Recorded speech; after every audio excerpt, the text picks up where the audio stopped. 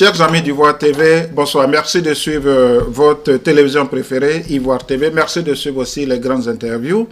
Par rapport aux émissions dernières, nous avons reçu un peu votre input et merci infiniment. Ce soir, je reçois bien sûr dans nos studios le docteur Alfred Babo, qui a fait le déplacement depuis le Connecticut jusqu'à New York. Et avec moi, j'ai Albert Nabrego. Comme vous le savez, il était précédemment rédacteur en chef de la radio Omega. Nous allons discuter d'un thème ce soir, un thème assez provocateur qu'a lancé le docteur Babo. Faut-il continuer d'organiser des élections présidentielles en Afrique? Je pourrais dire il a osé. Avec le docteur Babo, nous allons aller bien sûr davantage dans ce sujet. Bonsoir docteur. Bonsoir. Voilà. Je voudrais vous donner l'opportunité de vous présenter. Qui est docteur Alfred Babo? Alors, merci à Ivoire TV pour l'opportunité que vous m'offrez de pouvoir visiter vos locaux et puis profiter pour pouvoir échanger sur ce thème. Je suis donc Alfred Babo, je suis d'origine ivoirienne et je suis enseignant-chercheur, sociologue, anthropologue et je suis enseignant à Fairfield University dans le Connecticut, où je suis à la fois au département de sociologie et d'anthropologie et au département des études internationales. Bien sûr, au-delà de ça, j'ai beaucoup travaillé sur des problématiques qu'on dit aujourd'hui, des problématiques de l'économie globale ou donc des sujets qui touchent un peu à tout ce qui concerne les questions internationales et aussi les questions politiques. Donc, c'est ce qui me permet de pouvoir aborder les sujets comme celui que nous allons discuter tout à l'heure. Alors, Monsieur Albert Nabrego, bonsoir, merci d'être présent sur ce plateau. Oui, c'est toujours un plaisir de retrouver tous les téléspectateurs de ivoiretv.net et avec Germain Kwasi, Jérôme également. On aura l'occasion tout de suite de parler du thème avec Alfred Babo, un thème qui est provocateur, comme vous l'avez dit au début de cette émission. Alors, docteur Babo, dans un français, on va aller peut-être dans le français de Molière après, mais dans un français terre à terre, vous avez mangé votre tabou, vous avez osé. Pourquoi aujourd'hui vous mettez en doute l'organisation des élections présidentielles en Afrique et pourquoi surtout vous vous posez la question de savoir s'il faut encore organiser des élections présidentielles en Afrique et sur la base de quoi? Alors, bon, quant à savoir si j'ai mangé mon totem, bon, on aura... Parce que vous avez osé. Voilà, on verra par la suite comment tout cette audace est interprétée ou sera reçue dans le public africain. Mais ce que je voulais dire, c'était surtout que à un moment donné, nous sommes obligés de faire un constat. Et ce constat que moi je fais, c'est que la démocratie a été inscrite, a été, disons, introduite en Afrique, surtout au tournant des années 1990. Elle a été introduite dans sa forme dite électorale. Okay? Donc, multipartisme, élection, et ça devait être la meilleure façon pour les pays africains de s'engager dans le système démocratique. Évidemment, en rupture avec le parti unique qui a fait son temps. Donc, le constat qu'on fait, c'est que le constat que je fais, c'est que la démocratie inscrite de cette façon était supposée améliorer les conditions de vie des gens, était supposée améliorer le système de gouvernance. Et moi, je fais le constat que après tout ce temps, de 90 jusqu'à 2015, je constate que le fait de désigner ou le moment crucial qui consiste à désigner les représentants dans un processus démocratique en Afrique, aujourd'hui représente l'un des moments les plus risqués. les plus critiques. Donc moi je dis, si le fait d'appeler à la désignation de nos représentants, que ce soit pour des questions législatives, pour des élections législatives ou bien même pour les élections présidentielles, c'est que j'ai notamment ce sur quoi je me suis concentré. Pour moi, une élection n'est pas un rendez-vous avec la mort. Ça ne devait pas, en Afrique, aller aux élections ne devait pas constituer un rendez-vous avec la mort, des violences, des morts. Alors, je jette donc ce pavé dans la mare en disant que presque toutes les élections en Afrique, presque toutes les élections présidentielles en Afrique, c'est malheureusement un moment de grand danger pour les citoyens. Alors justement, quand on vous écoute, vous m'excusez de vous interrompre, quand on vous écoute, on sent que vous êtes collé à votre formation de sociologue et vous parlez politique. Parce que pour le sociologue, on sait que vous vous en tenez beaucoup à comment évolue la société africaine et puis avec cette tradition, on va dire, occidentale qui est la démocratie, le mode occidental de choisir, désigner son président. Alors, depuis quand date votre sentiment de peur jusqu'à ce que vous vous posez la question, est-ce qu'il faut organiser des élections en Afrique? Depuis quand? Ça date de quand? D'abord, je voudrais faire une petite mise au point pour dire que d'abord, la démocratie, c'est une fausse idée de croire qu'elle est occidentale. Ça, déjà, la démocratie n'est pas qu'occidentale. Théoriquement, elle est beaucoup occidentale. Voilà, si vous voulez, théoriquement, et si vous voulez, elle a été quelque chose dans la forme la plus connue. Elle est plus occidentale dans la forme la plus connue. Mais on peut en discuter pour trouver d'autres formes de démocratie qui ont eu lieu. Justement, ça va nous amener dans un débat lointain. Oui. Mais qu'est-ce que vous proposez maintenant en Afrique s'il ne faut plus organiser des élections? Parce que votre question, elle est d'actualité. Si on prend le cas gabonais tout à l'heure, on prend le cas de Pierre Nkurunziza au Burundi, on prend également le cas d'Idriss Déby au Tchad, et peut-être dans d'autres pays encore africains, on peut se poser bien la question, est-ce qu'il faut organiser des élections en Afrique? Parce que souvent, c'est des élections qui sont émaillées de contestations, de violences, même des crises post-électorales où il y a des morts. Oui. Alors, qu'est-ce que vous proposez comme cas de mot de désignation du président en Afrique? Qu'est-ce que vous proposez? Peut-être qu'avant... Vous proposez qu'on réparte dans la tradition, on s'aligne derrière le candidat qu'on veut, ou bien on lance des courriers comme quelqu'un d'autre l'aurait souhaité il y a quelques jours seulement ici? Quel est le mot que vous préconisez? Oui, je vous remercie, mais donnez-moi le temps de répondre à votre première question. La première question, vous me demandiez à quel moment j'ai senti cette peur, qui m'a envoyé vers cette question que je pose, avant qu'on ne puisse déboucher sur éventuellement des solutions. Alors, cette peur, moi je dis, lorsque vous prenez un ensemble, vous voyez, en Occident, il suffit qu'une seule personne meure, même au cours d'une manifestation dans les rues, au cours d'une protestation, pour que ça fasse vraiment un choc dans la communauté en Occident.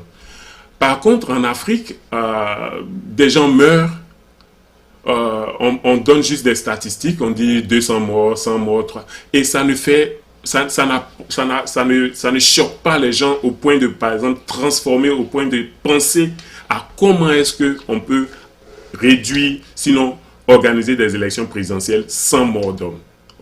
Donc, moi, quand je prends la crise qui a eu lieu au Kenya en 2008, donc qui a entraîné des morts, et quand je prends celle qui a concerné mon pays lui-même, la Côte d'Ivoire, où on a pensé que l'élection était la clé de voûte du processus de paix. Donc, l'élection devait normalement conduire la Côte d'Ivoire vers un retour à la paix totale. Mais plutôt que de nous envoyer vers la paix, cette élection présidentielle qui a coûté très cher, comme je l'ai dit dans l'article, sinon l'une des plus chères en Afrique, a finalement conduit à des morts, à une guerre civile. Donc, si vous voulez, moi, à partir de ce moment, plus le fait qu'il n'y a pas d'alternative en Afrique centrale, tous les pays que vous avez cités, on pourrait en citer davantage. Quand je prends tout ça, je me dis, est-ce qu'il faut continuer d'organiser des élections présidentielles en Afrique si elles doivent coûter très cher pour ne déboucher sur aucune alternative, si elles doivent coûter très cher pour finalement conduire à des morts massives? Moi, la question, je la pose. Est-ce qu'il faut continuer d'organiser des élections démocratiques, des élections présidentielles, dans les formes actuelles, en tout cas dans les formes actuelles, est-ce qu'il faut continuer d'organiser ces... Donc, voilà un peu la source de ma question pour répondre à votre première préoccupation. Oui, mais là, est-ce que la question n'est pas à un autre niveau? Est-ce qu'il ne faudrait pas revoir la mentalité des intellectuels africains? Parce que le problème n'est pas avec la population. La population fait son devoir, vote tranquillement, mais c'est les dirigeants ou c'est les responsables des cours constitutionnels, comme on le dit le plus souvent, qui souvent ont des intentions qui ne sont pas forcément en conformité avec le choix du peuple. Parce que le cas de Côte d'Ivoire, on dira que la cour constitutionnelle y est pour quelque chose. Bien sûr. Au cas du Gabon, on avait dit que la cour constitutionnelle a le dernier mot. Dans d'autres pays également, on dit que c'est les juges qui ont le dernier mot également.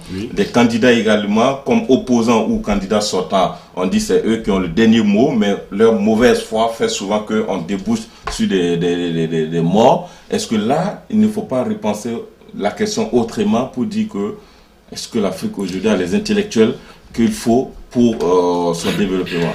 Ok, je n'utiliserai pas le terme mauvaise foi ou des acteurs politiques africains. Ce que je peux dire, par contre, moi, ce que je développe dans mon article, c'est que le constat qu'on fait, c'est qu'il y a une inculture démocratique des leaders politiques africains. Parce que quand vous les prenez, avant qu'ils n'accèdent au pouvoir, eux tous... Les intellectuels africains. Non, pas les intellectuels. Vous dis, je vous parle des politiciens... Il n'y a pas que les acteurs politiques seulement dans un processus électoral. Il y a la commission électorale qui est en place. Il y a la Cour constitutionnelle ou le Conseil constitutionnel, ça dépend des pays qui se trouvent en place. Il y a les acteurs politiques également qui se trouvent en place. Il y a les leaders de la société civile qui également apportent leur contribution par leur opinion.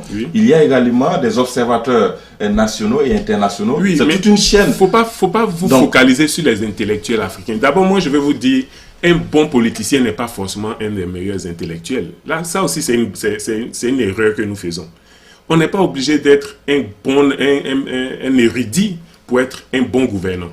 Par contre, ce que je suis en train de dire, c'est que, et là, je vous donne en partie raison, parce que là où l'intellectuel se retrouve dans l'appareil de gouvernance, il finit par être corrompu au point parfois, pour certains, de renoncer à leurs propres convictions intellectuelles. Donc, c'est pour ça que je ne veux pas parler des intellectuels, mais plutôt de l'acteur politique. Parce que ce juge qui se retrouve président du Conseil constitutionnel, il agit là. Normalement, il devrait pouvoir s'appuyer sur ses connaissances intellectuelles, n'est-ce pas? Mais, comme vous l'avez dit, ils sont eux-mêmes pris dans un processus, dans un système où le président du Conseil constitutionnel est nommé par le président de la République, où il doit rendre compte, où le juge est lié par l'exécutif. À partir de ce moment, quelle est la capacité de cet intellectuel à se libérer de ses pressions politiques? Et c'est là que doit se faire la démarcation. C'est là que ces acteurs politiques, parce que finalement, il devient un acteur politique. Sa décision qu'il va donner n'est pas la décision du professeur de droit qu'il est dans un amphithéâtre. Il est là en tant que un des maillons essentiels du processus démocratique. Et c'est là que je dis, à ce moment-là précis, il faut pouvoir être suffisamment nourri d'une culture démocratique pour pouvoir s'émanciper des pressions politiques.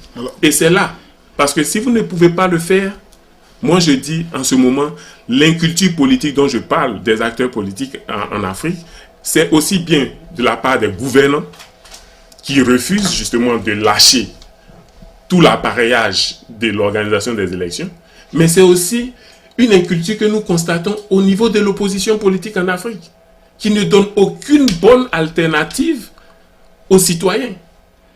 Alors, docteur Babo, je voudrais revenir un peu sur votre article qui est apparu dans un des grands journaux en Europe. Oui.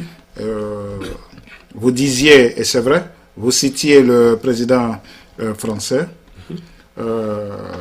qui a dit qu'en 1990, que la démocratie en Afrique, pour les Africains, est un luxe.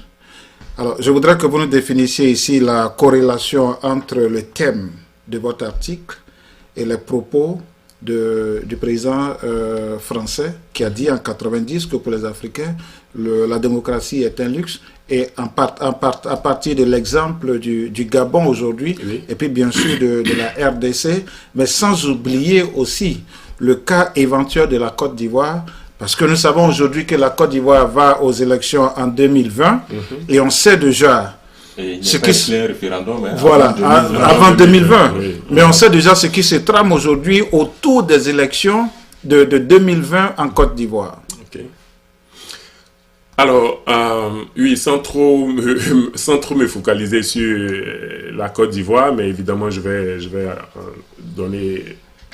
dire ce que j'en pense. Alors, la corrélation, c'était de partir de quelque chose qui a choqué les Africains. Alors, je me souviens que quand Jacques Chirac a tenu ce propos, beaucoup d'intellectuels africains se sont sentis frustrés, froissés, parce que pour eux, Jacques Chirac était en train de remettre en cause leur capacité intellectuelle à être des démocrates, à pouvoir organiser un gouvernement ou des régimes démocratiques. Et je pense que c'était plus ça qui avait choqué beaucoup d'intellectuels africains et même des citoyens ordinaires. 26 ans après. Voilà. Et moi, je me dis, c'est vrai, le temps étant passé, on a été choqués. Maintenant, faisons le constat, 26 ans après. Est-ce que finalement, ce monsieur, on avait pris pour une insulte, mais est-ce que finalement, il n'est pas en train de nous ne sommes pas en train de lui donner raison? Parce que pour organiser des élections, nous sommes obligés de nous massacrer nous-mêmes. Avant, pendant, après les élections, on se tue. Et ce que je dis quand je donne l'idée de luxe, c'est pas juste... c'est aussi, je mets dans la balance aussi le coût. Regardez les pays africains. Beaucoup sont des pays africains, comme on dit, pays pauvres, très endettés, qui sont débiteurs, qui ont des comptes débiteurs auprès du FMI, okay? Qui sont parfois obligés de demander de l'argent à leurs partenaires internationaux pour organiser ces fameuses élections présidentielles. Parce qu'ils ont besoin de cette légitimité internationale. Il faut qu'après 5 ans, le président en exercice organise une élection d'une manière ou d'une autre, qu'il reste en place et qu'on dise qu'il a organisé des élections. Okay? Donc, il y a ce prix. Qu'est-ce que vous proposez en dehors des élections? Vous proposez je sais que vous avez fait des propositions, on allait en revenir. Vous avez fait des propositions dans votre article, comme quoi certainement qu'il faut organiser des élections peut-être régionales au lieu des nationales, pour sortir un peu celui-là, la tête régionale qui pourra diriger. Alors, donnez-nous un peu des propositions. Quelles sont les propositions que vous faites? Ok, parlant des propositions, moi, je sais que je ne suis pas par principe pour celui qui va dans le sens de la solution. Okay? Donc, en plus, par ma formation, j'ai toujours été contre ce qu'on appelle la sociologie prophétique. C'est-à-dire, je ne dis pas voici comment il faut faire les choses. Par contre, je questionne des méthodes de gouvernance et je me dis, je ne suis pas partisan de ceux qui disent forcément qu'il faut retourner à nos traditions, il faut retourner à nos coutumes ancestrales et tout ça. Mais je pense qu'on peut certainement trouver des éléments dans ces coutumes, dans ces traditions qui peuvent être valorisés et être utilisés. Je suis par contre plus pour notre capacité à inventer, sinon réinventer notre mécanisme démocratique. De quoi disposons-nous comme logistique pour y arriver? Je me dis que ce n'est pas d'abord de la logistique. Si nous réussissons à trouver le mécanisme, nous allons trouver la logistique pour pouvoir le faire. Donc, je donnais quelques exemples ici pour dire que finalement, les morts se retrouvent au plan national, on a des divisions ethniques, interethniques. Donc, à un moment donné, il faut peut-être réduire la pression. Au lieu que ce soit une pression à l'échelle nationale, il faut peut-être réduire la pression à une échelle beaucoup plus réduite, qui soit à une échelle régionale ou à une échelle communautaire, locale. Et donc, je me suis posé la question de savoir, est-ce que le modèle parlementaire ne serait pas quelque chose qui réduirait peut-être, mais évidemment ce modèle parlementaire, comme je l'ai dit, je ne suis pas aussi pour ceux qui pensent qu'il faut forcément continuer de prendre des exemples ou s'inspirer du modèle occidental. Parce qu'encore une fois, le modèle occidental n'est pas universel. Vous allez prendre la démocratie britannique, elle est différente de la démocratie française, elle est différente de la démocratie suisse. Ok? Donc, il faut que les gens arrêtent de penser que parce que c'est un modèle démocratique venu de l'Occident, on ne peut pas y toucher. Il faut faire les élections présidentielles et c'est ça qu'on doit faire. Non, moi je pense que, et je l'ai dit, les pays où les élections démocratiques semblent marcher, les pays comme le Ghana, le Sénégal, le Malawi, le Bénin, ok, là où ça marche, mais il faut continuer ce qu'on appelle le processus de consolidation de la démocratie. Ça, je suis d'accord avec ça. Mais là où ça ne marche pas, comme dans les pays de l'Afrique centrale, où après 25 ans, les mêmes présidents sont restés au pouvoir par la modification, par le jeu des mouvements et de modification des lois, des constitutions, ils sont restés en place. Vous pouvez prendre le Congo, vous pouvez prendre l'Angola, vous pouvez prendre la Guinée équatoriale. Tous ces pays, même le Zimbabwe et l'Ouganda, tous ces pays revendiquent la démocratie. Mais ils sont là. Monsieur Babo, est-ce que vous n'êtes pas sûr que dans 10-15 ans, ces pays-là seront obligés de suivre le cours normal de la démocratie? Parce que quand on regarde aujourd'hui, il y a les changements qui arrivent, il y a la contestation des jeunes, oui. Que ce soit en RDC aujourd'hui, que ce soit au Gabon, on a vu la récente violence, après les résultats contestés de la Sénat qui a proclamé Ali Bongo vainqueur. En RDC, on est sur le chemin, on ne souhaite pas qu'il y ait des victimes. Et il y a déjà des morts.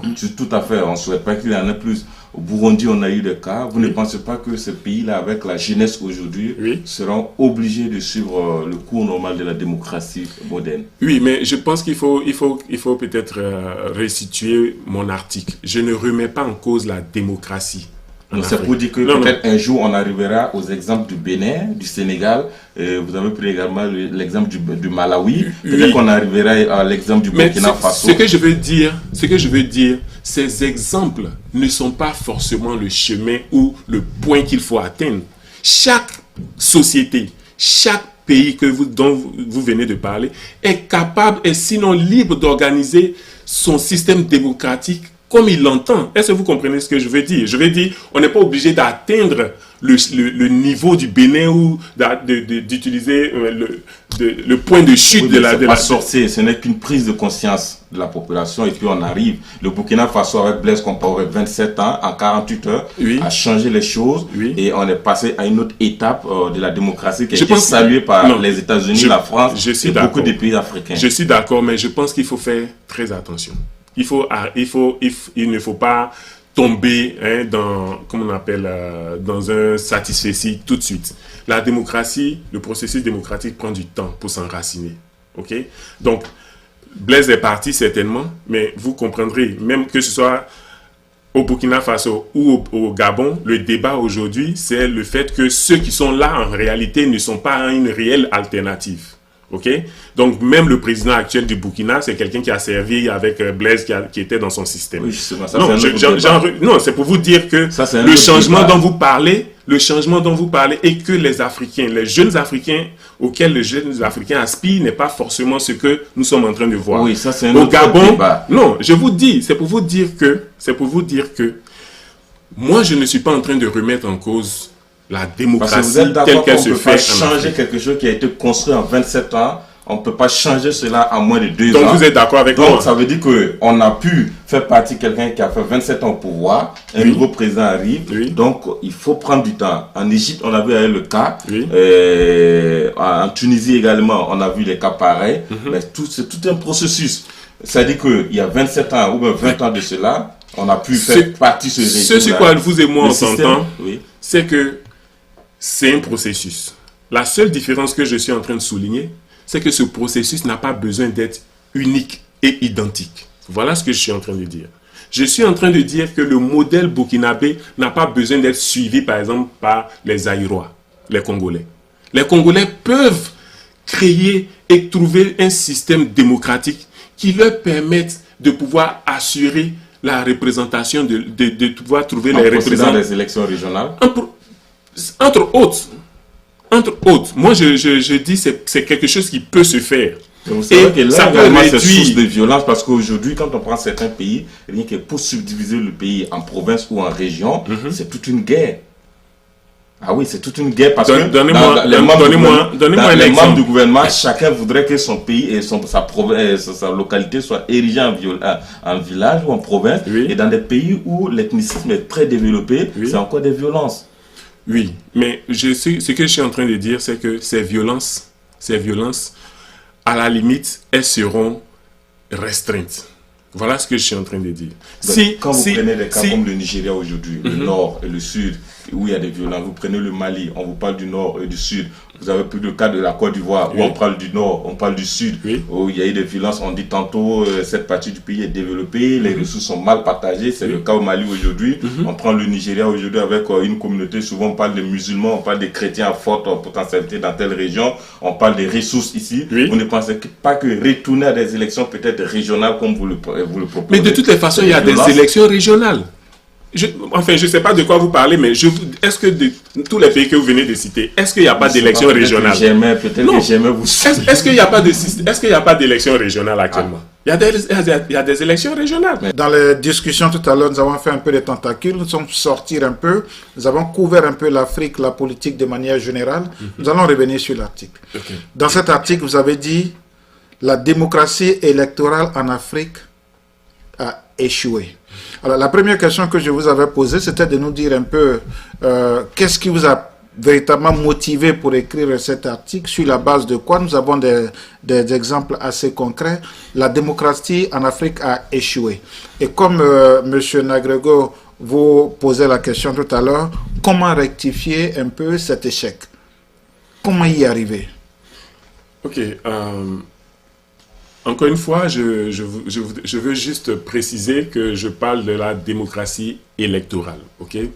Donc, je ne me remets pas en cause la démocratie dans sa définition la plus large, qui prend en compte les libertés, les libertés publiques, les libertés d'expression, les libertés d'association, les libertés des médias, et une société civile assez forte. C'est pas cette démocratie large là que je remets en cause, mais la démocratie électorale telle qu'elle a été introduite en Afrique, c'était que elle devait suivre deux choses. D'abord, plusieurs partis politiques, donc le multipartisme, et la deuxième chose, une compétition électorale qui devait être organisée à temps régulier, donc un cycle électoral qui est, selon les pays, 5 ans, 7 ans, et avec un ensemble d'élections.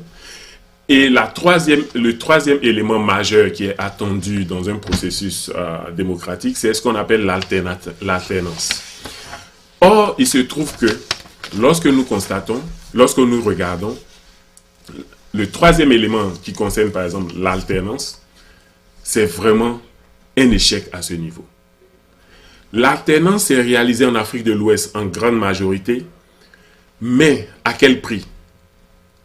Au prix de ce que les citoyens descendent dans les rues, au prix de ce que des coups d'État se fassent et que des gens meurent avant que une alternance se réalise. Si vous prenez le cas de la Guinée, si vous prenez le cas du Niger, vous prenez le cas du Burkina Faso, il a fallu soit un coup d'État, soit que des gens descendent dans les rues pour qu'on arrive à une alternance. Moi, je dis, dans ce cas, le processus démocratique qui était supposé conduire à cette alternance a échoué. C'est pour ça que les gens sont obligés d'utiliser des voies révolutionnaires ou des coups d'État pour introduire un système qui nous conduise progressivement vers la démocratie. L'autre chose qui est l'autre partie de l'Afrique où l'alternance est quasiment nulle, c'est l'Afrique centrale. Que vous prenez le Tchad, le Congo, la Guinée équatoriale, le Cameroun. Bon, les exemples en Afrique centrale, tout le monde est d'accord sur le fait qu'après 25 ans, les mêmes chefs d'État sont là. Et ça n'a pas changé grand-chose. Non seulement les mêmes chefs d'État sont là, mais les systèmes sont présents. Donc, ils n'ont en rien amélioré le devenir ou le présent de leurs citoyens. Le système tel qu'il était, et la démocratie électorale, par contre, des élections s'organisent. Chaque année, chaque 5 ans, ils font des élections. Mais ils ont réussi par des mécanismes à rester en place. Donc, voilà pourquoi je parle d'échec de la démocratie électorale. Donc, pour moi, la façon dont la démocratie a été perçue par les Africains, pensant que c'est forcément de cette manière-là que les choses devraient se faire, c'est là que je dis, on a certainement échoué à ce niveau. Maintenant, vous me demandez, qu'est-ce qu'il faut faire? Bon, je pense que une des solutions que je tire de l'expérience du terrain, c'est qu'à un certain moment, il faut une société civile forte. Vous pouvez prendre les exemples, l'exemple le plus récent qu'on cite beaucoup, c'est l'exemple du Burkina Faso, mais avant ça, il y a quand même eu la situation du Sénégal. On sait très bien que c'est des mouvements de jeunes conscients qui ont commencé à faire des campagnes anti-Ouad depuis longtemps, bien avant, parce qu'ils ont perçu déjà les intentions de Ouad. Donc, ils se sont constitués dans des groupes qui ont utilisé des moyens musicaux, qui ont utilisé des formes de communication pour pouvoir asseoir une société civile sénégalaise consciente pour pouvoir agir. Et je pense que même la société civile burkinabé s'en est inspirée un peu. Mais avant le Burkina, nous avons vu ce qui s'est passé dans le printemps arabe avec donc la Tunisie, l'Égypte et tout ça. Donc à un certain moment, le peuple est capable de se prendre en charge et de pouvoir, évidemment en payant sur le parcours, en payant en vie humaine, mais le peuple est capable de pouvoir se prendre en charge et pouvoir assurer cette alternance. Mais moi je dis, le prix qu'on paye, c'est pas ce qui devait se faire. Okay? C'est pas ce qui devait se faire. Maintenant, une fois que cette alternance s'est réalisée, à mon sens, c'est le bon moment de pouvoir certainement asseoir des institutions qui puissent nous prévenir de ce type d'accaparement du pouvoir par un individu ou par un parti politique. C'est cette articulation-là qu'il faut pouvoir négocier dans les sociétés africaines. Parce que une chose, c'est que le nouveau régime qui vient, en général, vous leur donnez 6, sinon 1 an, 2 ans, vous allez constater que les mêmes récriminations vont revenir. Les mêmes récriminations reviennent. Donc, à un certain moment, moi je me dis, on n'est pas forcément obligé. Ce que je constate, c'est que on pense peut-être qu'il ne faut pas toucher aux principes démocratiques ou électoraux tels qu'ils ont été introduits en Afrique. Moi, je dis, il faut pouvoir y toucher, de sorte que une élection soit quelque chose qui se fasse dans la paix et que la société puisse progresser sans qu'on ne puisse détruire la société. Voilà ce que moi je dis. Donc ces principes-là, on peut les toucher. On peut les toucher seulement quand on est dans une phase... moi je dirais par exemple, un pays comme le Burkina est vraiment en phase de transition. Comme je l'ai dit, parce que le nouveau président, il n'est pas forcément quelqu'un de nouveau. Il a appartenu au régime de Blaise, donc il a exercé. Et c'est la même chose avec le Gabon. Donc que ce soit Ping ou l'autre, c'est des gens qui étaient dans le système Bongo. Okay? Mais à un moment donné, il faut pouvoir faire cette articulation. Et pour la Côte d'Ivoire, je crois que lorsqu'on aura dépassé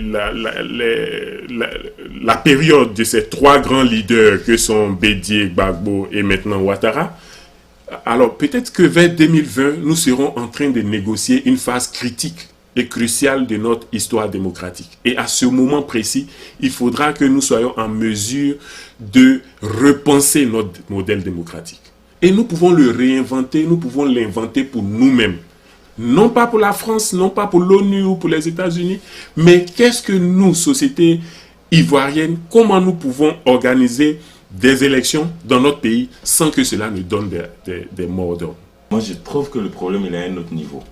Parce que vous avez pris l'exemple de la société civile, vous avez cité le cas du Sénégal, vous avez dit que la société civile a travaillé depuis longtemps pour y arriver à cela.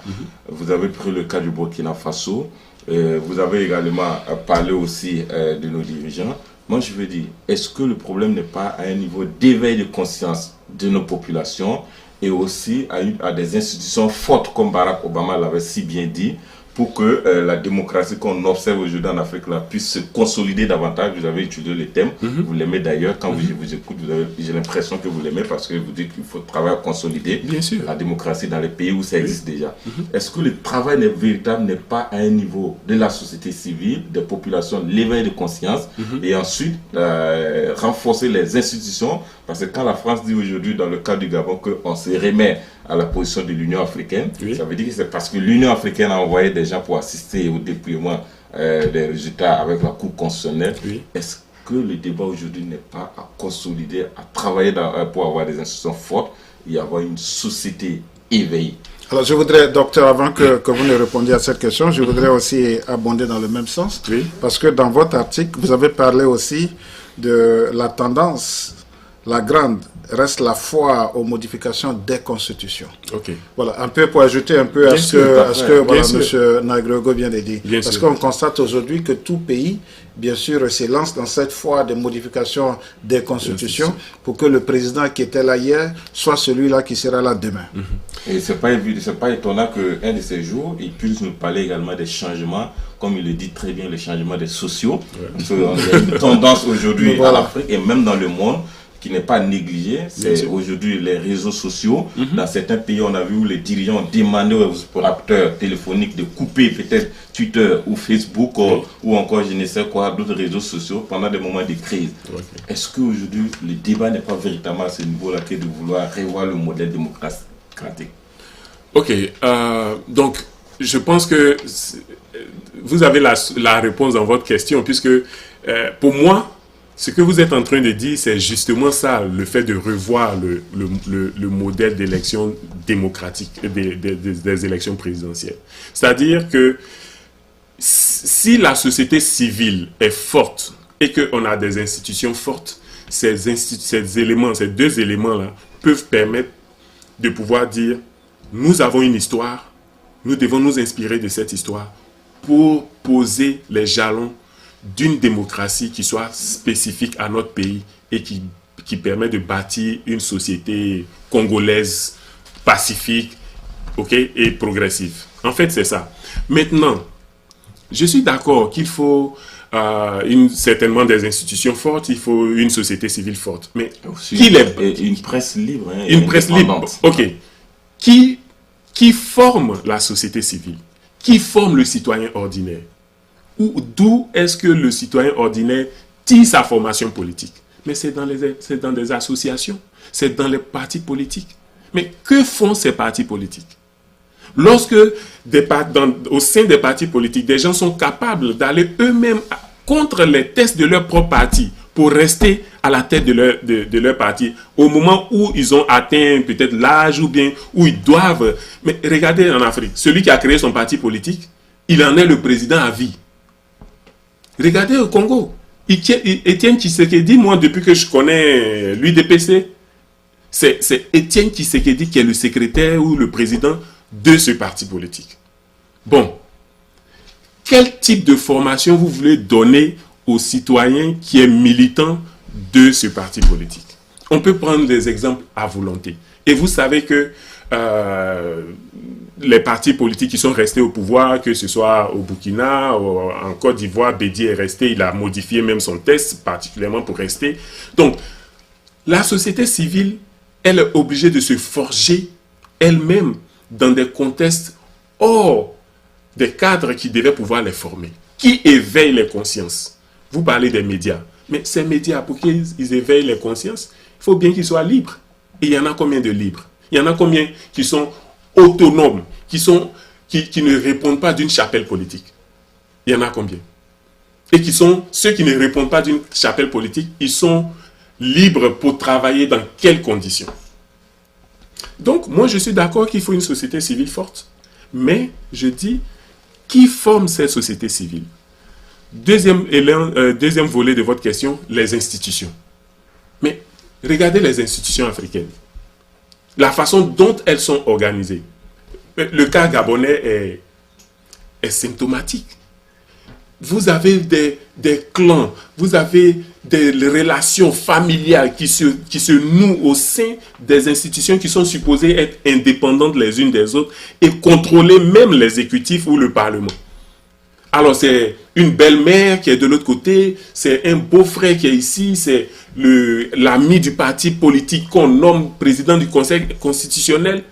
Quelle est la liberté qu'a le juge vis-à-vis du président? Quelle est la liberté qu'a le président de l'Assemblée nationale pour pouvoir remettre ne serait-ce qu'en cause ce que une autre institution dit, par exemple? Vous comprenez? Donc, moi, mon problème, c'est ma problématique se retrouve à ce niveau. Je voudrais revenir assez rapidement au premier volet pour dire, lorsqu'on parle de la société civile, regardez les élections qui vont se passer, qui se préparent d'ailleurs aux États-Unis. Alors, pour que les citoyens puissent avoir leur mot, les programmes de gouvernement pour chaque secteur sont discutés et les gens sont capables de pouvoir questionner les candidats sur vous dites vous voulez faire ceci, quel est l'impact de cette politique sur la société américaine et comment vous comptez les réaliser, où comptez-vous trouver les ressources. En Afrique, combien de présidents ou de candidats sont allés discuter avec leurs propres militants, ne serait-ce que leurs propres militants, sur leur programme de gouvernance? Alors, vous avez vu récemment, si vous avez suivi l'actualité ivoirienne, vous avez vu des mouvements, des soulèvements qui ont eu lieu parce que les factures d'électricité sont élevées. Ok, on a vu les mouvements, peut-être que prochainement on pourra en parler, mais juste pour vous donner un exemple, pour dire que au moment des campagnes électorales, combien de militants du RDR ont questionné le programme de gouvernement du candidat Alassane Ouattara? Quel débat il y a eu autour de ça? Combien de militants du FPI ont, ne serait-ce que lu le programme de gouvernement de l'ancien candidat Gbagbo? Et quel débat il y a eu autour pour questionner cela? Mais pour que ces militants puissent questionner leur candidat, soi-disant certainement futur président, il faut qu'ils aient la formation. Il faut qu'on leur donne le cadre pour pouvoir questionner leur candidat. Pour dire, tu veux nous envoyer des milliards, des pluies des milliards, mais d'où est-ce que cette pluie va tomber? Et quel est l'impact de cette pluie sur nous? Comment nous allons financer cela? Voilà. Lorsqu'on dit, on va construire des infrastructures, ok, personne ne demande comment ça va être financé. Mais après, quand il s'agit de les financer, on augmente les taxes. Et lorsque les taxes augmentent, la vie devient chère. On descend dans les rues, on dit non, la vie est chère. Mais entre-temps, il vous avait dit qu'il allait construire des routes. Il allait construire des aéroports. Vous comprenez? Donc, les choses doivent être discutées et pour ça, il faut une société civile, société civile des citoyens, qui soit en mesure de pouvoir ne serait-ce que questionner. Mais nous sommes encore dans des géroncraties en Afrique, où ce que le président a dit, personne ne le discute. Que ce soit même au sein de son parti politique, que ce soit dans les citoyens ordinaires, personne ne discute. Qui viendra discuter le programme de gouvernement du président équato-guinéen, par exemple, au Biang, en Guinée équatoriale? Qui va mettre ça à la place publique pour dire discutons des faiblesses et des forces du programme de gouvernement de Obiang? Voilà. C'est juste pour vous donner un exemple, quoi. Alors, monsieur Albert Nagrego, merci d'être venu ce soir sur ce plateau. Voilà, la régie me fait dire que nous tirons à la fin de cette émission. Voilà, avant que je ne passe la parole à notre invité de ce soir, qui nous a bien sûr donné en long et en large la définition sur le thème d'un article qui est apparu dans un journal français, votre dernier mot. D'abord, oui, la question que moi je voudrais vous poser aussi, je voudrais revenir à vous, la question que je voudrais vous poser, vous êtes journaliste expert en politique, est-ce qu'il faut aussi organiser des élections politiques en Afrique? Moi, c'est évident. La seule solution aujourd'hui, c'est d'organiser les élections. Mais maintenant, il faudrait un vrai travail au niveau des opposants politiques en Afrique. Le vrai problème aujourd'hui, moi, c'est qu'en Afrique, les opposants ne sont pas forcément à la hauteur des élections le plus souvent. Quand on prend le cas ivoirien, on a vu tout de suite le Cheikh Konabani, qui était des gens qui ont on peut dire que c'est des gens qui ont suffisamment de moyens financiers. On peut dire qu'ils ont suffisamment de moyens financiers. On peut dire qu'ils ont des réseaux, ils ont des bons carnets d'adresses. Quand tu prends Amara ici également, tu peux te dire que c'est un monsieur qui connaît bien l'Afrique, un monsieur qui a un bon carnet d'adresses. Quand tu prends le jeune Kakabe, on peut se dire que c'était l'un des plus jeunes qui s'est lancé. Moi, j'ai salué son courage parce qu'il a affronté la décision de Henri Konan-Bédié ouvertement. Il n'a pas manqué à lui dire, même s'il faisait du populisme par moment. Mais c'est très bon parce qu'il se prépare déjà pour les échéances à venir. Et facilement, tu vois des candidats qui désistent à une semaine de la présidentielle, qui se retirent, ou des candidats qui n'ont pas un staff qui peuvent bien faire une bonne campagne, ou tu n'as pas un candidat qui a l'étoffe nécessaire pour pouvoir apporter un message de changement. On a l'impression qu'ils vont accompagner le candidat au pouvoir déjà dans sa bataille. Vous avez vu un peu ce qui est arrivé en Côte d'Ivoire à la fin, juste quelques jours des élections, vous avez vu comment ça s'est terminé, et même le retrait des cartes des électeurs. Vous avez vu que à la veille, il y a toujours des gens qui n'ont pas retiré. On dit aux gens que vous pouvez voter avec des cartes d'identité. C'est-à-dire le processus d'organisation, et il manque également des leaders encore en Afrique pour jouer le rôle d'opposant. Il a pris le cas de la RDC avec Étienne Tshisekedi, qui est frappé par l'âge aujourd'hui. On a pris le cas de Jean-Ping. On ne quitte pas l'Union africaine et venir entrer dans une élection présidentielle. On veut être président. À seulement moins de 5 ans, 23 ans, on déclare sa candidature et on veut être forcément un président. Non, c'est tout un travail. Ça se prépare depuis l'université, depuis l'école, depuis le collège. Quand vous prenez Hillary Clinton aujourd'hui, on va répartir dans son passé. On va te dire depuis quand l'université, elle avait des idéaux, elle s'est forgée et elle a travaillé, arrivé aujourd'hui là où elle est. Quand on prend Barack Obama, c'est le même parcours. On prend Michelle Obama, c'est le même parcours. Mais en Afrique, on arrive à 2 ans de l'élection présidentielle et puis on se met à côté, on veut être candidat. Et vous avez l'ancien président de l'UEMOA, Soumaïla Cissé, qui a été président de l'UEMOA. Vous savez c'est précisément à quelques mois de la présidentielle qu'il se déclare candidat. Et aujourd'hui, il échoue. Il est devenu le chef de l'opposition au Mali. Il est dans un silence total. C'est le même cas également quand vous prenez au Niger, avec les Ama Amadou, on va dire qu'ils font du forcing. En fait, c'est des opposants qui ne sont pas préparés. Tu prends au Tchad aujourd'hui, tu n'aimes pas la tête d'Idriss Déby, mais tu ne peux pas avoir un opposant. On va te parler de Kebezabo Saleh. Mais attends, c'est la même situation dans d'autres pays comme le Burkina. Zéphirin Diabré, tu veux être candidat. Tu as Roch Kaboré qui est candidat également. Mais quand tu pèses tout ce tu vois que Zéphirin, il est bien, il a la tête, mais il n'a pas forcément des ressources humaines derrière lui qui puissent le pousser. Donc, moi, je dis il faut que l'Afrique travaille à avoir des opposants d'abord. Tant qu'on n'aura pas des opposants, des vrais opposants, ça veut dire qu'ils savent qu'après l'élection, il faut toujours travailler pour pérenniser l'action, comme on le dit, parce que même une société civile aujourd'hui se fabrique par un opposant politique. Une société civile peut naître également du néant. Une société civile aussi se fabrique avec un opposant politique. Et également créer la confiance avec la communauté internationale.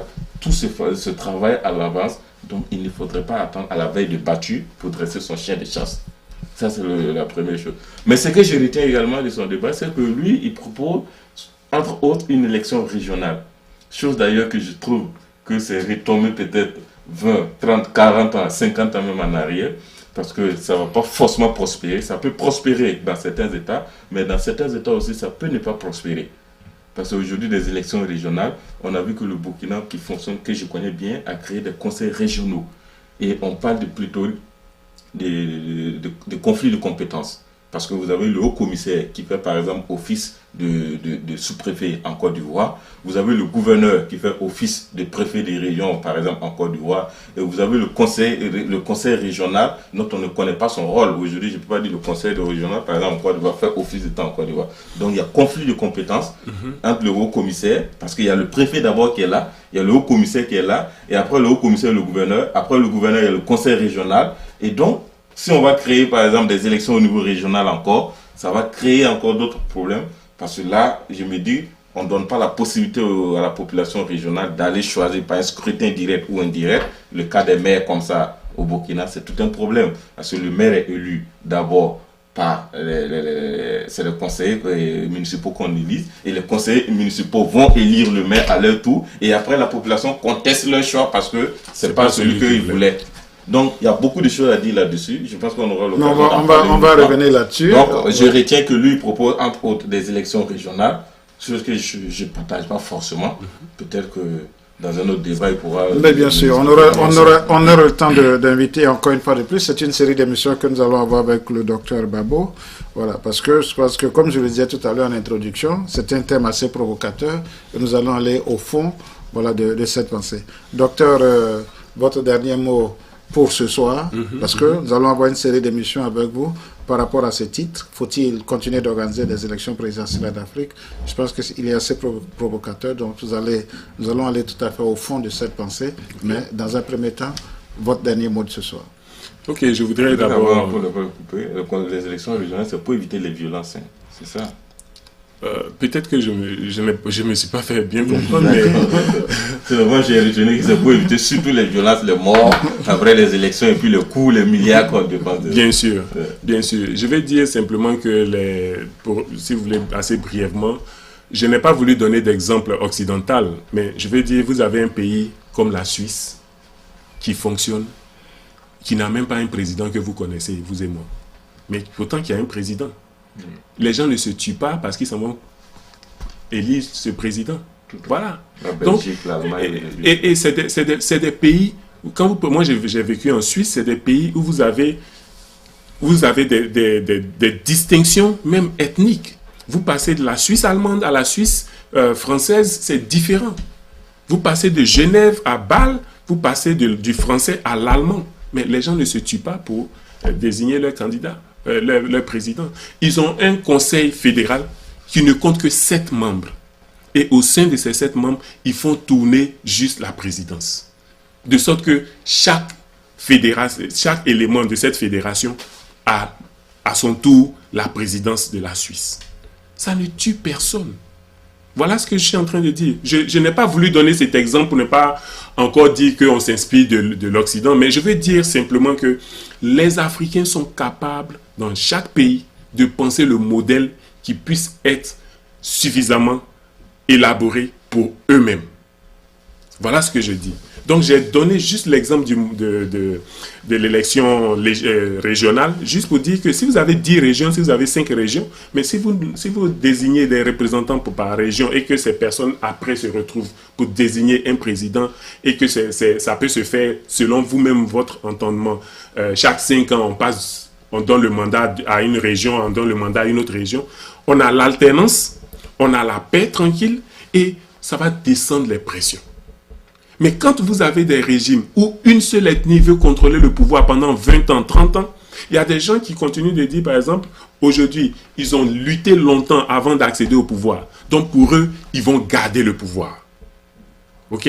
Donc quand c'est comme ça, vous allez vous rendre à des tensions. Alors que la tension va baisser quand je sais que dans les 20 ans qui arrivent ou dans les 30 ans qui arrivent, peut-être ma région, l'un représentant de ma région va accéder ou à la présidence de la République. Donc, on n'a pas à se tuer, on n'a pas à se battre. Voilà un peu, moi, ce que je voulais dire. Donc, pour juste dire un dernier mot, vraiment, je tiens à vous dire un grand merci. Je tiens à vous dire un grand merci à Germain et à Albert, aussi à notre ami Jérôme. Vraiment, merci pour l'invitation et merci de ce que vous prévoyez aussi qu'on puisse continuer l'échange. Mais je souhaite simplement, moi, que ma question puisse faire réfléchir la société civile africaine,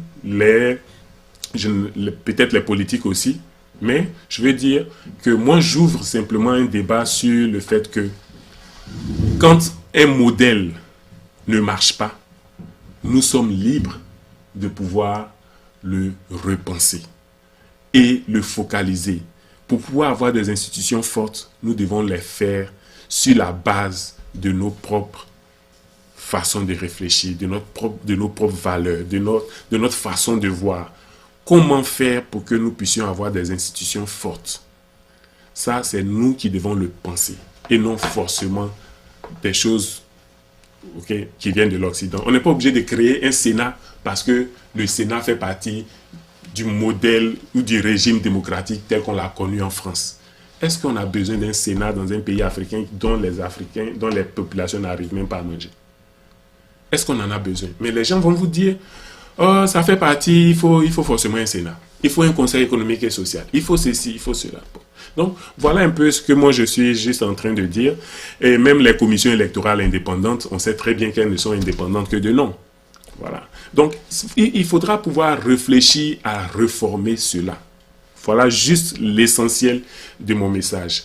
Nous, Africains, nous devons pouvoir être capables de faire un bilan de notre démocratie électorale et après inventer, sinon réinventer la démocratie électorale africaine sur la base de nos principes qui puissent assurer la paix sociale et le progrès social.